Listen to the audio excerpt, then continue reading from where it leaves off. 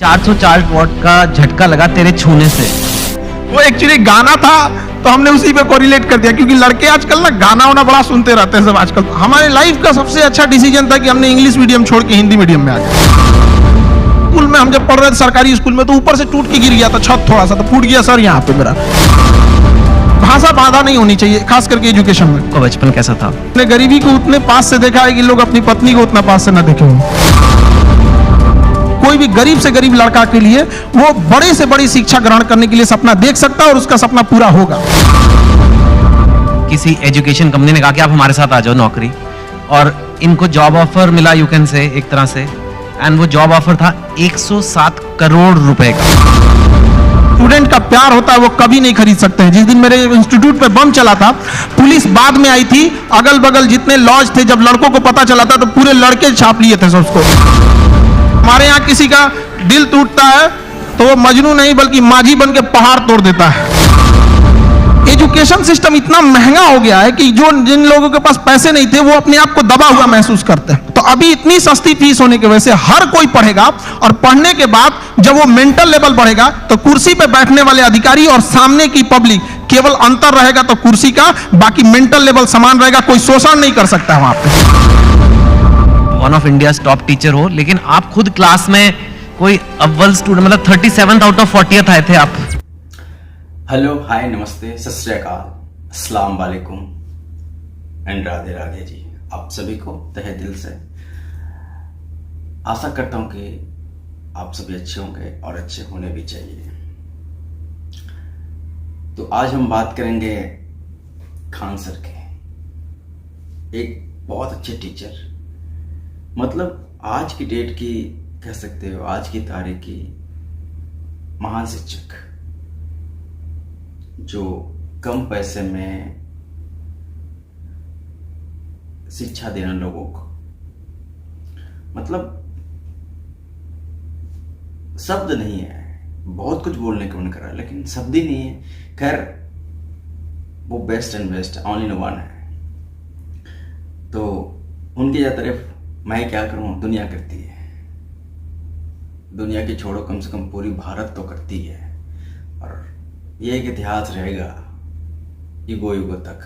चलिए, उनका एक एक्सक्लूसिव इंटरव्यू है जो हम यंगस्टर्स को, या जो हमसे छोटे हैं उनको, या गार्जियन को कैसे ट्रीट करना चाहिए बच्चों को फेलियर में, या फिर वो अच्छा कर जाता हो, समाज में कैसे लोगों को ट्रीट करना चाहिए जिसको नौकरी नहीं होता है, उस बारे में और बहुत कुछ बारे में चर्चा करी है उन्होंने अपने जीवन की बात करी है।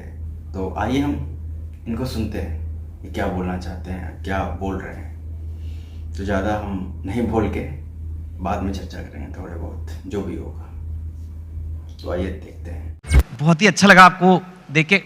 आई थिंक मोस्ट पीपल यहाँ पे शायद खान सर को जानते होंगे, जो नहीं जानते होंगे आज आप एक ऐसी हस्ती से कभी नहीं मिले होंगे, क्योंकि लोग आपको टीचर बोलते हैं, लेकिन आपसे बड़ा एंटरटेनर मैंने कोई नहीं देखा सर।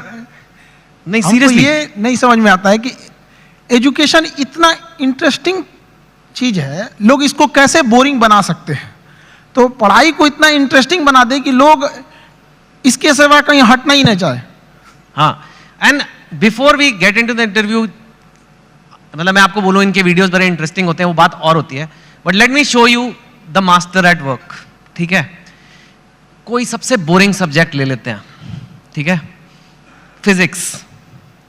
फिजिक्स, उसमें कोई टॉपिक मैं याद कर रहा हूं अपने आईआईटी के दिन, इलेक्ट्रिक करंट अगर किसी को समझाना है बच्चे को, बिहार में हो, वो कहीं पे भी हो सकता है, और जिसको ज्यादा नॉलेज नहीं है, इलेक्ट्रिक करंट क्या होता है, कैसे होता है, वोल्टेज वगैरह 3-4 मिनट में अगर समझाना है, तो अगर मैं आपको बोलूं इलेक्ट्रिक करंट का चैप्टर पढ़ना है, बोलोगे my God such a boring text book. अब हम खान सर को कहते हैं इलेक्ट्रिक करंट। सर देखिए, हम लोग को जो पढ़ाना होता है तो उसमें एक एक्सपेक्ट ये भी होता है कि लड़कों को एग्जाम में पास करके एग्जैक्ट नंबर भी देना है, तो हमें उस एग्जाम के पॉइंट ऑफ व्यू तक पहुंचने में एक अच्छा खासा टाइम लगता है। लेकिन समस्या क्या आ जाती है कि हमारे सामने बच्चा जो पढ़ के आ रहा है, जो गांव से आ रहा है, तो कई ऐसे गवर्नमेंट स्कूल या फिर ऐसे जगहों से वो पढ़ के आ रहा है कि जिसका स्टैंडर्ड एकदम मतलब हम एवरेज से भी नीचे समझ जाते हैं। तो सबसे पहले तो चैलेंज हो जाता है उसको ऊपर लेके आना वहां तक। तो एक इलेक्ट्रिक करंट जैसे आप बोले वहां पे, तो लड़के जब शुरू शुरू में आते हैं तो उनको ये नहीं समझ में आता कि एम्पियर क्या चीज है, वोल्टेज में अंतर क्या नहीं समझ पाते, तो उनको समझाना काफी चैलेंजिंग हो जाता है। तो वही एक छोटा मोटा कि हम लोग ये समझते कि जब हम लोग पढ़ते थे तो हमारे दोस्त हमें अच्छे से समझा देते थे और वो देहाती भाषा में समझाते थे, और टीचर लोग एक स्टैंडर्ड फॉलो करने लगते थे। तो हमें ऐसा लगता था कि मेरा दोस्त ही ज्यादा जानकार है लेकिन ऐसा नहीं है कि टीचर के पास नॉलेज रहता था, बट बताते नहीं थे।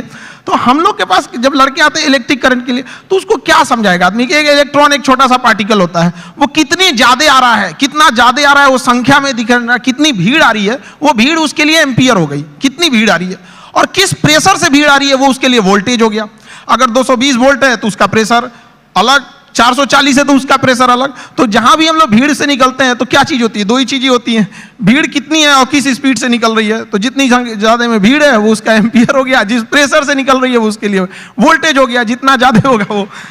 तो इससे क्या होता है ना कि लड़के को पहले समझ में आता है कि नहीं वो रिलेट कहां करना है, फिर धीरे धीरे धीरे तो वो चीजें उसको एग्जाम तक तो पहुंच ही जाएगा, लेकिन उसको अपने पास हौसला ना खो दे शुरुआत में ही, इसलिए उसके एक फ्रेंड की तरह बताना जरूरी होता है। ठीक है, यू सॉ और मैंने तो वो वीडियो देखा है आपका इलेक्ट्रिक करंट का, उसमें तो अभी तो आप फिर भी उसमें और भी हैं कि 440 वॉट का झटका लगा तेरे छूने से। वो एक्चुअली गाना था तो हमने उसी पे कोरिलेट कर दिया, क्योंकि लड़के आजकल ना गाना वाना बड़ा सुनते रहते हैं सब आजकल, तो हमें लगा कि यहीं से इन लोगों को, मतलब हम ये नहीं कहते हैं कि तुम अलग से टाइम निकालो, बट जिस चीजों को वो देख रहा है, जिसके सराउंडिंग्स में वो रह रहा है, उसमें हर जगह पढ़ाई छुपी हुई है, हम क्यों ना उसको उसी से कोरिलेट कर दें।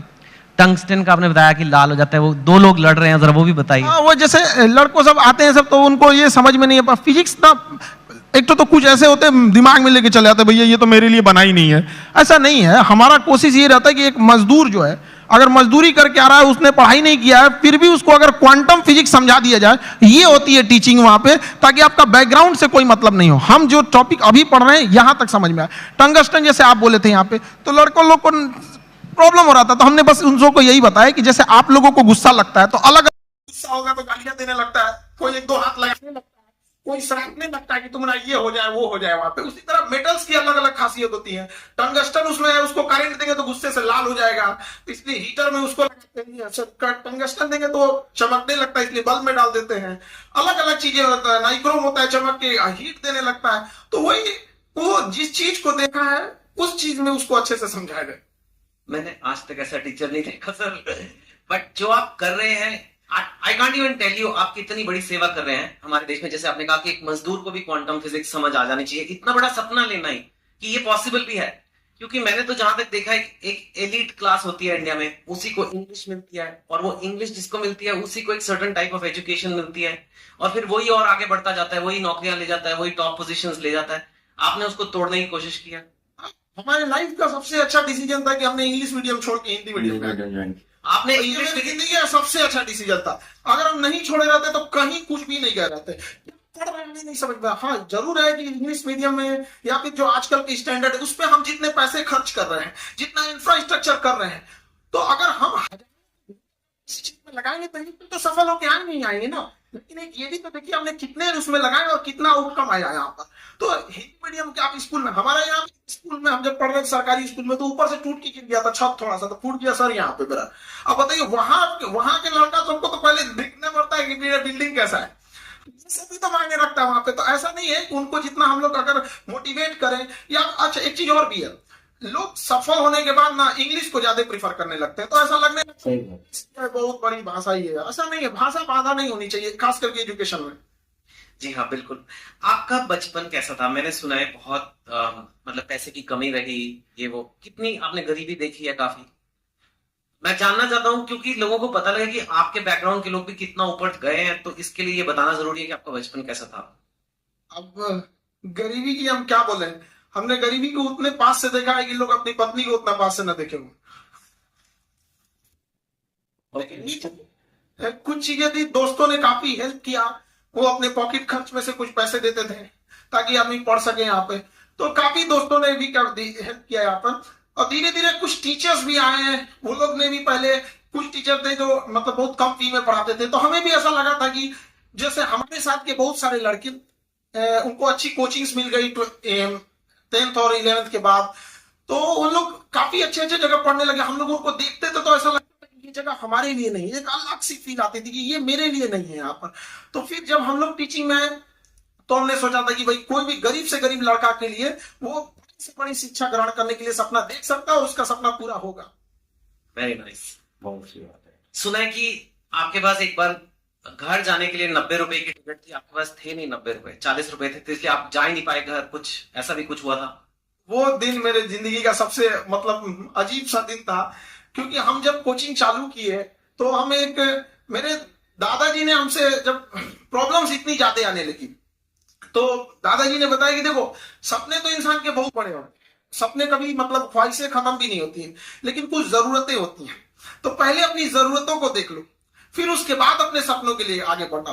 और बहुत बड़ा होता है जिंदगी में। एक पोता के लिए उसकी जिंदगी का पहला दोस्त उसका दादा होता है, और एक दादा के लिए उसकी जिंदगी का आखिरी दोस्त उसका पोता होता है। तो मेरे दादाजी ने एकदम दोस्त की तरह रहे होते। तो सबसे पहले हमने होम ट्यूशन चालू किया, जहां से हम बेसिक चीजें निकाल सके। तो पहली बार हमने एक बच्चे को होम ट्यूशन दिया तो उसको 600 रुपए मिले वहां से, जिससे कुछ रूम रेंट वगैरह निकल जाए। फिर एक 800 का मिला, ऐसे मिलते मिलते गया। उसके बाद हम एक कोचिंग में गए पढ़ाने के लिए। तो वो कोचिंग में शुरुआत में 4-5 लड़के थे, अगले दिन 50-60 हुए, फिर धीरे धीरे बढ़ते गए। एक हफ्ते में पूरा क्लास ही चेंज हो गया। तो हम पढ़ाने लगे, कोचिंग बहुत अच्छे चलने लगी। तो उन लोगों ने कहा कि फीस आपको बढ़ाना पड़ेगा, क्योंकि पैसे तो वहीं से आएंगे आप। तो हमने फीस बढ़ाने का विरोध किया, तो उन लोगों ने कहा ऐसे नहीं होगा। तो फिर हम अपने से पढ़ाना चालू कर दिए। तो हमारी कोचिंग में क्या हुआ कि बम चल गया, बम, एक्चुअल बम वहां पे धड़ाधड़ गिरने लगा। हम लोग को दिमाग काम नहीं किया वहां पे, और क्या किए, सारी चीजें तहस नहस हो गई। अब हमको लगा कि अब घर जाना पड़ेगा, और घर जाने के लिए पैसे 90 रुपए चाहिए होते हैं, हमारे पास वही 40-50 रुपए थे। तो हम कहे कि अब घर भी नहीं लौट सकते, यहीं रुकते हैं, शायद कोई रोक रहा है हमें। वाह। तो जहां 40-50 रुपए की बात थी, मैंने सुना है कि आपको अभी थोड़े दिन पहले किसी एजुकेशन कंपनी ने कहा कि आप हमारे साथ आ जाओ नौकरी, और इनको जॉब ऑफर मिला, यू कैन से, एक तरह से। एंड वो जॉब ऑफर था 107 करोड़ रुपए का। तो यू नो व्हेन, एक वो दिन भी आपने देखे हैं जो 40-50 रुपए नहीं है, घर जाने के दुकान बंद करके, और 100, लेकिन स्वैग देखो, मना कर दिया।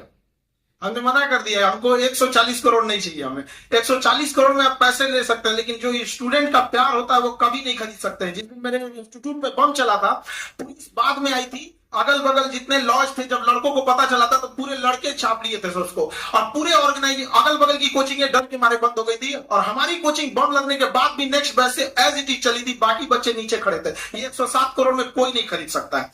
और हम जिस जगह से आए हैं, बिहार से, यहाँ का अलग ही एक स्वैग है।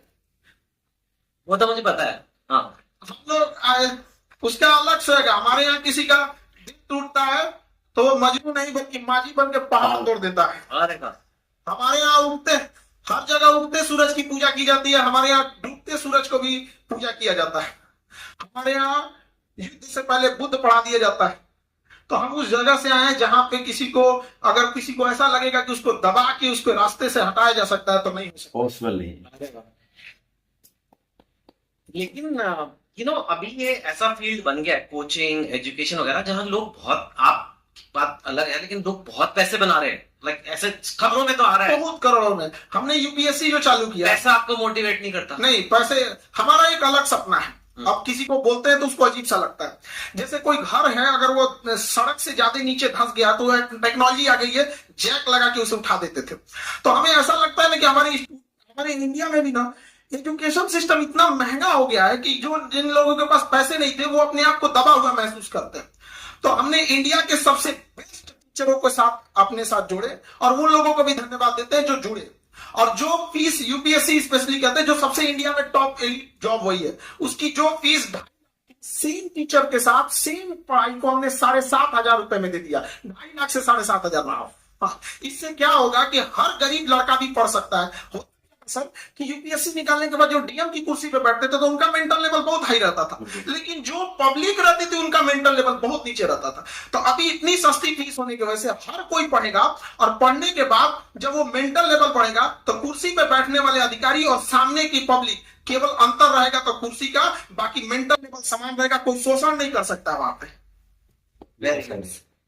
मैं आपसे पूछना चाहूंगा, इनफैक्ट यूथ जो है, आज भारत का यूथ है, कोई एवरेज लड़का है, लड़की है, चाहे बिहार में है, चाहे असम में है, तमिलनाडु में, कहीं भी हो सकता है, हो सकती है, वो लाइफ में आगे बढ़ना चाहते हैं, ठीक है, और पढ़ाई एक जरिया है, पर आप उन्हें ओवरऑल क्या मैसेज दोगे, क्या करना चाहिए इंडिया के यूथ को जो लाइफ में अपने आप को ऊपर जाना चाहता है, स्पेशली जो हो सकता है हिंदी बोलने वाले बैकग्राउंड से हो, हिंदी मीडियम से हो, ब्लू कॉलर से व्हाइट कॉलर जाना है, अपनी औकात पार करनी है, जो आपने इतनी ऐसे पार किया कि मतलब 107 करोड़ हो गए नहीं चाहिए, मतलब दैट लेवल तक डेफिनेटली आपके पास लेसन्स हैं बच्चों को देने के लिए, उनको आप क्या बोलोगे? देखिए, आजकल के लड़कों के पास ना डिस्ट्रैक्शन बहुत ज्यादा हो गया है।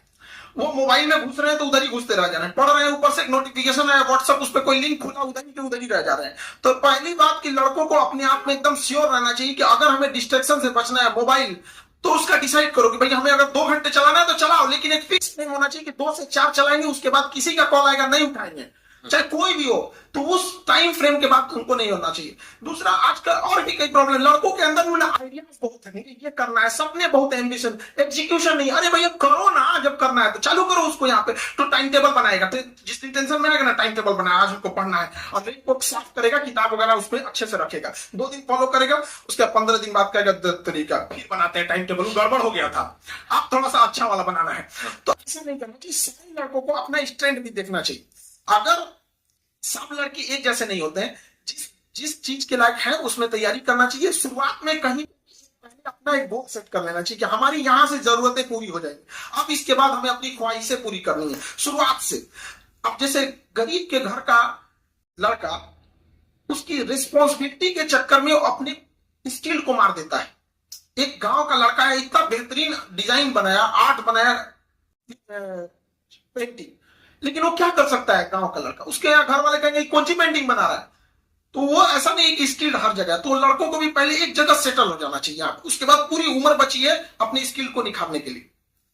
Very nice, very nice. आपके जो वीडियोस है मैंने देखा है, आप खुद काफी आपको पढ़ना पड़ेगा। आपके जो वीडियो जैसे फिजिक्स, तो मैंने एक एग्जांपल दिया, आपने फॉरेन अफेयर्स पे वीडियो बनाए हैं, इसराइल पैलेस्टाइन पे, रशिया यूक्रेन पे, इंडिया पाकिस्तान, उस पर तो कंट्रोवर्सी भी होती है, और कॉन्स्टिट्यूशन ऑफ इंडिया पे, कोई टॉपिक ले लो, और इतना आप पढ़ाई खुद करते हो। और जहां तक मैंने सुना है, अब आप तो one of India top teacher हो, लेकिन आप खुद क्लास में कोई अव्वल स्टूडेंट, मतलब 37 आउट ऑफ 40 आए थे आप। हम 40 लड़कों के क्लास में 37 आए थे। टीचर परेशान रहते थे कि मेरे स्कूल पे ये धब्बा बन जाएगा। हम उनसे कहें कि सर क्यों परेशान है, चांद फेमस है अपने धब्बा के लिए, लेकिन वो मानते नहीं थे। वो अब ऐसा नहीं कि केवल यहाँ शुरू में, बाद में भी ऐसे ही रहे, मतलब धीरे धीरे ऐसे। हमने पोस्ट ग्रेजुएशन में जिस लड़के को हमसे एग्जाम में पूछ लेता भाई थोड़ा सा हेल्प कर दे, वो तो जानते ही है, थोड़ा तो चल ही जाता है, हमने उसको हेल्प किया, उसका आया 70% से ज्यादा, मेरा 48 आया, मार्कशीट फाड़ के फेंक दिया, नहीं चाहिए हमको। क्या करेंगे भाई, उसका रख लो भैया वहां पे। नहीं तो अब आप काफी पढ़ते हो, बिकॉज एक चीज को सिखाने के लिए खुद को समझना है, बहुत ही अच्छे से समझना है एक कॉन्सेप्ट को, ताकि उसे मैं एकदम सिंपल वे में और बेटर समझा सकूं।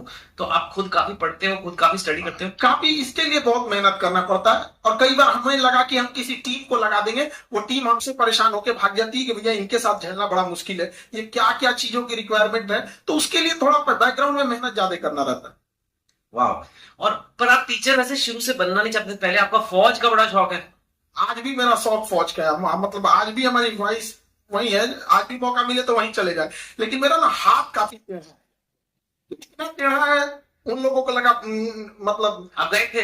हम एनडीए का एग्जाम दिए, यूपीएससी लेती है, हम सारे लोगों को बताए यूपीएससी एग्जाम लेती है, और इसका फीस भी 150 रुपए का फॉर्म आया उस समय एनडीए का, हम लोग के समय।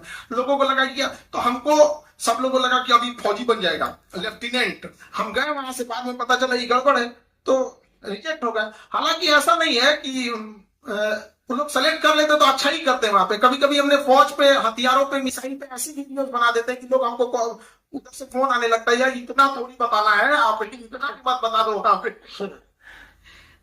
और फिर उसके बाद आपने ये शुरू किया। मुझे एक बात बताइए, अब हम जनरल बातें करते हैं, हाँ एक दो। आप बिहार से हैं और बिहार को शायद आपसे अच्छा बहुत ही कम लोग समझते होंगे। बिहार का पर कैपिटा इनकम या बेरोजगारी या कोई भी इकोनॉमिक मैट्रिक्स आप ले लीजिए, आई एम श्योर आपने वीडियो भी बनाए हुए हैं, आप तो यूपीएससी की तैयारी कराते हैं। सपोज करिए जैसे साउथ की स्टेट्स हैं या कहीं से काफी कम है, और ऐसा हिस्टोरिकली नहीं था, तो क्यों है ऐसा और कैसे बदला जा सकता है? देखिए, बिहार के पिछड़ेपन का कई कारण है, तो हमें अब उस कारणों के पीछे उतना भागेंगे लोग तो सही नहीं है, फिर तो कारण गिना के चलेंगे। हाँ, अब आगे बढ़ सकता है। अब हम बच्चों से जब मिलते हैं तो उनके क्या एक दो कारण तो बताइए। एक वहां पे एजुकेशन सिस्टम जो था पूरी तरह से चरमरा गया है। एजुकेशन सिस्टम जो अच्छा है वो इतना महंगा है कि एक लेवल के लोग वहां जा नहीं सकते उस चीजों को। दूसरा, किसी भी तरह का कहीं पे भी फिनेंशियल चीजें ना होती हैं तो उसके साथ साथ कई चीजें की ग्रोथ होने लगती है। जैसे गरीबी अगर घुसेगा ना तो कई चीजों को तबाह करके रख देता है वहां पे। तो पॉपुलेशन ज्यादा होने की वजह से गरीबी ज्यादा हो गया, इंडस्ट्रियलाइजेशन हुआ नहीं, फ्रेड रूल ला दिया गया ताकि यहाँ से मिनरल्स वगैरह, उस समय झारखंड साथ में था भी तो यहाँ से मिनरल्स बाहर जाते थे तो उस पर गवर्नमेंट सब्सिडी दे देती थी, जिस वजह से इंडस्ट्री को लगा कि क्या जरूरत है यहाँ स्टेब्लिश करने में। नेचुरल प्रॉब्लम रही है बाढ़ वगैरह की, तो कई कारणों से बिहार काफी पीछे रह गया। लेकिन अभी का क्या है कि एजुकेशन ही एक ऐसा रास्ता है, एक ऐसा हथियार है एजुकेशन, जो किसी मेटल डिटेक्टर में भी नहीं पकड़ा जाता। लेकिन इसकी एक ही खराबी है कि ये काफी लॉन्ग टाइम समय लेता है। चावल की खेती 1 साल में रिजल्ट दे देता है, शीशम सागवान लगाइएगा 15 साल में हो जाएगा। एजुकेशन आपको 20-25 साल लेगा, लेकिन एक ऐसा इन्वेस्ट है जो जिंदगी भर आपको रिटर्न देते रहेगा यहाँ पे। तो एजुकेशन से किसी चीज को बदला जा सकता है, और आजकल के यूथ में वो चीज आ गया है। अब वो ना ब्रॉड लेवल पे सोच रहे हैं, और कई बार ऐसे यूथ भी घबरा जाते हैं कि सर कई ऐसे न्यूज भी आती है कि इतना पढ़ा लिखा होकर छोटा जॉब कर रहा है। ये हकीकत है, और इसे देखा भी गया है कि बहुत पढ़े लिखे लोग छोटे जॉब में भी गए हैं, लेकिन वो बहुत दिन तक वहां रुकेगा नहीं, वो वहां नहीं रुकेगा। मैं दरिया हूं, अपना हुनर जानता हूं, जहां से भी गुजरूंगा अपना रास्ता बना लूंगा। तो एजुकेशन वाले लोग जहां भी जाएंगे वो कुछ देर तक किसी प्रॉब्लम से वहां रुक सकते हैं, लेकिन फिर वो अपना रास्ता निकाल लेंगे। तो हर बच्चों को यही कहते हैं थोड़ा वक्त लेगा, लेकिन जब पलटेगा ये वक्त तो पूरी दुनिया देखेगी। Thank you. आपको लगता है एजुकेशन, क्वालिटी एजुकेशन है ना, क्वालिटी एजुकेशन कम प्राइस में दी जा सकती है? बिकॉज एक्चुअली आप एक्सेप्शन है इन, मतलब जैसे फॉर एग्जांपल मेडिकल की सीट ले लीजिए, या मैंने सुना है 1-1 करोड़ रुपया, मतलब फॉरेन जाके मेडिसिन करना ज्यादा सस्ता हो गया इंडिया से, ऐसे भी हैं। करोड़ करोड़ रुपए में डिग्रियां हैं। वो कहते हैं कि भाई हमें अच्छी एजुकेशन देनी है तो वही लगेंगे पैसे, अब कैसे करें, कैंपस बनाना है, इंफ्रास्ट्रक्चर बनाना है, ये बनाना है, वो फैकल्टी लेनी है। आप कह रहे हो कि लो कॉस्ट एजुकेशन भी अच्छी क्वालिटी की जा सकती है? बिल्कुल जा सकती है, और हमने किया भी है। अगर किसी चीज, किसी लड़कों से हम यही कहते हैं कि अगर आपको इंडिया के किसी बेस्ट टीचर को ढूंढना है तो 2 तरीके हैं। या तो आप सर्च कीजिए हुई बेस्ट टीचर फॉर यूपीएससी, या तो आप खान ग्लोबल स्टडीज पे आके चेक कर लीजिए यहाँ कौन पढ़ा रहा है। तो दोनों में रिजल्ट सेम ही आने वाला है यहाँ पे। अब जैसे आप कह रहे हैं कि एजुकेशन को चेंज किया जा सकता है, गवर्नमेंट किसी चीज को लेकर पकड़ के बैठ गई है। मेडिकल कॉलेज के इतने नॉर्म्स है, यूनिवर्सिटीज के इतने नॉर्म्स है। हम चाहते हैं कि हम लोग के पास जैसे एजुकेशन सिस्टम में कुछ सुधार होना चाहिए। एजुकेशन एक अलग चीज है, स्किल एक अलग चीज है। आप यहाँ पे बैठे हैं ड्यू टू योर स्किल, वरना सवाल तो कोई भी पूछ सकता है। तो एज इट इज तो देना चाहिए एग्जाम में कि अगर 500 का एग्जाम है किसी एकेडमिक चीजों की, तो उसमें 250 एजुकेशन होना चाहिए और 250 उसमें स्किल होना चाहिए। हम लोग किस पे भाग रहे हैं? एजुकेशन पे, स्किल पे नहीं भाग रहे हैं। एजुकेशन, स्किल, एक्सपीरियंस, ये 3 चीज चाहिए सबको सक्सेस होने के लिए। हम लोग को अगर गवर्नमेंट दे दे कि भैया एक यूनिवर्सिटी आप खोलो, हम बाकी यूनिवर्सिटियों को प्रॉब्लम हो जाएगी, उठाने लगेंगे। देखिए 4 दिन हुआ यूनिवर्सिटी खोले, कैसे होता है चीजें। लेकिन गवर्नमेंट इतने रूल्स बना के रखी है कि जिन्होंने चेंज करना है वो आने में इतना पेपर वर्क देख के परेशान हो जाएंगे। आधार कार्ड में नाम सुधरवाने में हालत खराब हो जाता है, यूनिवर्सिटी तो बहुत बड़ी चीज है। That's true. आप कंपेटिटिव एग्जाम्स के लिए बच्चों को पढ़ाते हो, जो एक इंडिया में बहुत बड़ी नीड है, लेकिन कई बार कंपेटिटिव एग्जाम्स की वजह से बच्चे बहुत गलत कदम भी उठा लेते हैं। कोटा में आपने सुना होगा, कई लोग अपनी जान पे सुसाइड नहीं चाहता, लेकिन आपको पता है क्या क्या कदम उठाते हैं। और इतना ज्यादा, अगर कुछ बच्चे ऐसा कर रहे हैं तो कितने ज्यादा बच्चों में स्ट्रेस होगा, प्रेशर होगा। आप भी वो देखते हैं बच्चों में। और जो पेरेंट्स ये देख रहे हैं टीवी पे या यहाँ पे, उनको क्या कहेंगे कि कैसे उस चीज को हैंडल करना है? क्योंकि इंडिया में कंपटीशन का लेवल कुछ ज्यादा ही है। मैंने सुना है एक पोस्ट के लिए, एक जॉब के लिए पता कितने लोग हैं। सो कैसे एक आदमी अपना मेंटल, कहें उसे अच्छा रखे। देखिए बच्चों में एक चीज हम ये कहेंगे कि अगल बगल के एक्सपेक्टेशंस को वो देख लेता है और घबरा जाता है। वो अपनी माँ की बातों को सुने। जब हम फेल होते थे ना तो मेरी मम्मी हौसला बढ़ाती रहती थी, कहती थी "यार, दुनिया तो तुम बहुत आगे जाएगा"। हम कहते थे टीचर लोग कहते हैं कि तुम धब्बा हो, तुमका कहना था टीचर लोग क्या जानेंगे तुमको, जानते हैं पूरी दुनिया की तुलना में हम तुमको 9 महीना पहले से जानते हैं, तो हमसे बेहतर तुम्हें कोई नहीं जानेगा। यहाँ पे स्टूडेंट को भी कहते हैं एक बार अपनी माँ बाप को देखो, तुम हीरा हो, तुम्हें कोई नहीं बदल सकता है। अपने दुनिया के दबाव में नहीं आना चाहिए। जिस चीज पे ये जग हंसा है उसने इतिहास रचा है। वहां पे क्या हो गया ना, इतने बर्डन डाल दिए गए हैं। उनको लगता है कि आईआईटी बहुत या फिर आप एम्स हो गया, आईएम हो गया, ऐसा नहीं है। यहाँ अच्छे लड़के गए हैं जिन्होंने आईआईटी को अच्छा बनाया है। एग्जाम लिए सिलेक्शन दे के दिखा दे फिर देखिए वो मेंटेन कर पाएगा, नहीं। वो एग्जाम लेके अच्छे लड़कों को ही सेलेक्ट करके लाती है यहाँ। तो लड़कों को भी मेहनत करते रहना चाहिए और कभी सुसाइड वगैरह पे नहीं सोचना चाहिए। हो सकता है कि जिनको लगता है कि मेरा एग्जाम नहीं हो पाया, आगे जाने के बाद उनकी एग्जाम पास करने वाला एम्प्लॉय बन जाए। सही बात है, नाइस। आर्टिफिशियल इंटेलिजेंस की आजकल बड़ी खबरें आ रही है। एक ये चैट जीपीटी आ गया है, आपने देखा ही होगा। कई लोगों को खतरा हो रहा है कि अब तो इतने बढ़िया कंप्यूटर हो जाएंगे, इतने बढ़िया ये आर्टिफिशियल इंटेलिजेंस हो जाएगा कि वही आंसर लिख देगा, वही सब कुछ कर देगा, मतलब नौकरियां सारी जब गायब हो जाएंगी। आप आर्टिफिशियल इंटेलिजेंस को कैसे देखते हैं और आपको लगता है कि ऐसा कुछ? आर्टिफिशियल इंटेलिजेंस ह्यूमन इंटरवेंशन को थोड़ा कम कर देता है, लेकिन ये मिथ है कि आने के बाद काम खत्म कर देगा। इंडिया में जब कंप्यूटर आ रहा था तो लोगों को यही लगा था कि पूरी लोगों का काम खत्म कर देगा। ये उसी का एडवांस वर्जन है। ऐसा नहीं है कि लोगों का काम खत्म, उस समय नए नीड्स होंगे, नई जरूरतें होंगी, उस पर इंसान शिफ्ट हो जाएगा। कभी ये खत्म नहीं होगा। आर्टिफिशियल इंटेलिजेंस का दुरुपयोग बहुत हो सकता है, इससे बचना चाहिए। गवर्नमेंट को आर्टिफिशियल इंटेलिजेंस से मिसयूज को रोकने के लिए हार्ड कदम उठाने चाहिए। भारत में आईटी रूल्स उतने मतलब स्ट्रिक्ट नहीं है। ज्यादा वक्त बचा नहीं है, लेकिन काम नहीं करते रहते हो, सारा टाइम काम करते रहते हो। हमको तो बस पढ़ाना रहता है, पढ़ा के हटे, फिर उसके बाद खाली बैठते तो सोचते हैं कि और कौन से टॉपिक पर, इस टॉपिक को हमने इस बैच में ऐसे पढ़ाया, अगली बैच में इसको और अच्छे से कैसे समझा सकते हैं। आप इतने सारे बच्चों का सोचते रहते हो, कभी ये नहीं सोचते आपके अपने बच्चे होंगे? प्यार व्यार हुआ है आपको कभी? दिल, आप इतने एग्जाम्पल देते हो मजनू वाले अपने टॉक्स में, मैंने देखा है मजनू 400 वोल्ट का झटका, पता नहीं कितना। हाँ, तो आपको कभी दिल, या आप सिंगल हैं, मैरिड हैं, मतलब क्या? क्योंकि ये आता है कई बार लोग, अब आप इतनी हस्ती बन चुके हो कि लोग ये सब सवाल पूछते हैं सर। नहीं देखिए, ये सब चीजें हम सिंगल, ये सब लोग तो घर वाले डिसाइड करेंगे। वो लोग का गृह मंत्रालय का ये काम होता है, मम्मी पापा का काम है इस चीजों को। आजकल के लड़कों को बस ये कहेंगे, ये सब डिस्ट्रैक्शन से उन लोगों को बचना चाहिए यहाँ पर। और रही बात हमारा, तो हमको मेन काम रहता है लड़कों के बारे में ही सोचते रहे, स्टूडेंट को कैसे समझाया जा सकता है। अपने ही पानी में घुल जाना ही बर्फ का मुकद्दर होता है। तो हम लोग बच्चों के लिए और उनकी बेहतर कैसे किया जा सकता है, इसी पे ज्यादा ध्यान रहता है। फिर भी थोड़ा तो मतलब अपने लिए भी वक्त निकालिए कुछ। You are one of India's most eligible bachelors now, आपको पता नहीं? बात वक्त मिलेगा तो वक्त निकाल लेंगे। हाँ, तो ठीक है। नहीं वो तो खैर मस्ती पूछ रहा। और जाते जाते बस यही कि काफी हम हमारे पास नहीं है उतना, कई बार कंट्रोवर्सीज हुई है आपके वीडियोस पे, आपके कंटेंट पे, आपके नाम पे, आपका नाम असली क्या है, कुछ ऐसे ये सब। And I don't want you to answer each of them. आप उनको कैसे देखते हो?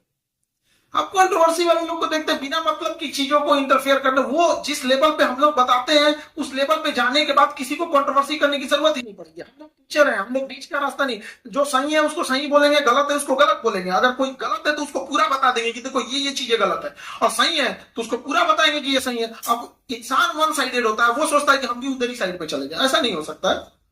ठीक है खान सर, बढ़िया काम कर रहे हो, करते रहिए। Thank you so much.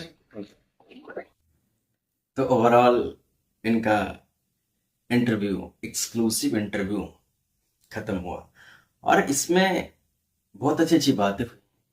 Media की धुलाई भी हुई, सरकार की भी धुलाई हुई, प्रशासन पे भी हाथ चला, जवान चला।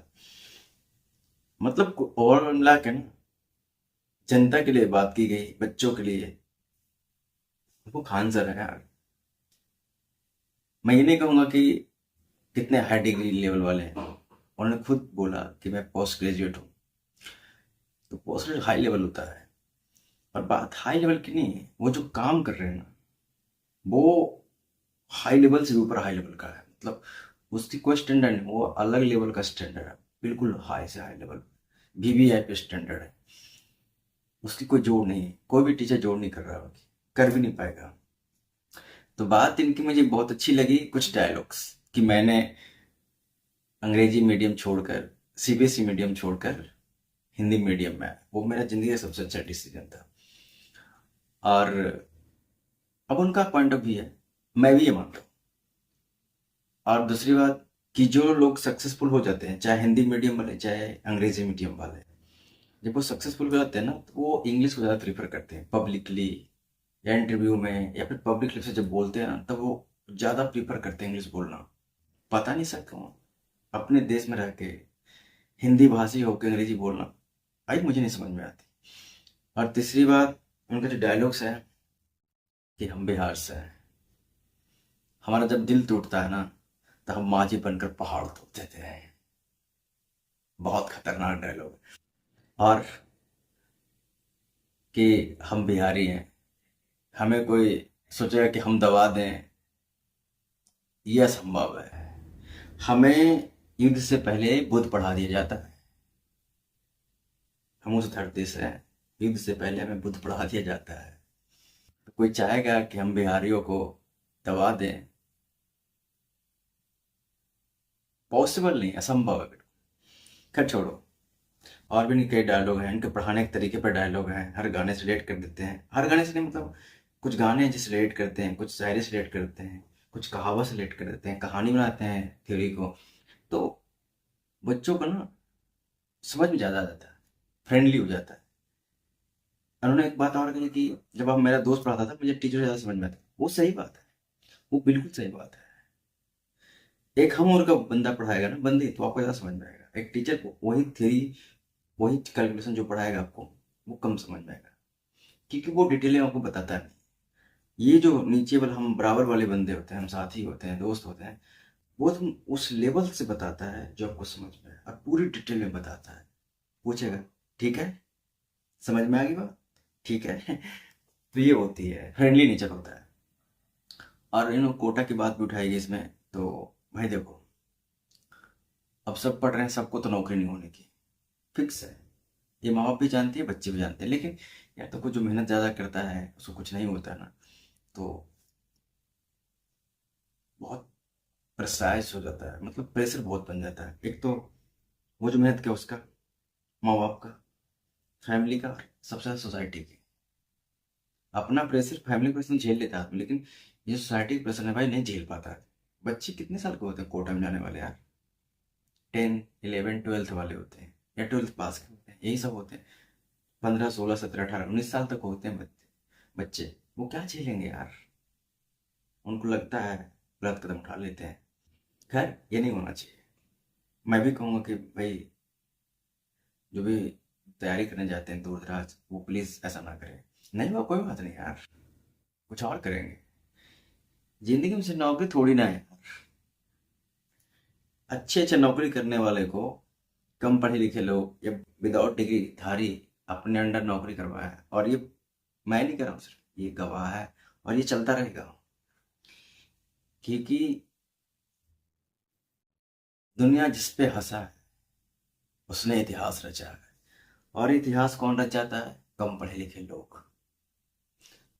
मैं नहीं कहूँगा कि तुम पढ़ लिए तो गलत है, मैं भी पढ़ा लिखा हूँ, ऐसी बात नहीं, लेकिन गलत नहीं सोचना कभी कि मरेंगे नहीं, कुछ होगा तो कुछ और कर लेंगे यार, मरेंगे क्यों? तो अच्छा रहा इंटरव्यू, और इसमें सबसे ज्यादा गोदी मीडिया धुलाई हुई, सरकार की धुलाई, प्रशासन की धुलाई हुई। इनके इंस्टीट्यूट पे बम चल गया था, प्रशासन लेट से आई, इनके बच्चे पहले आ गए, तो बड़े टीचर है, बोलने का सेंटेंस जो बनता है ना, वो लोग पूरा सिस्टम प्रभावित हो जाता है, A to Z सिस्टम।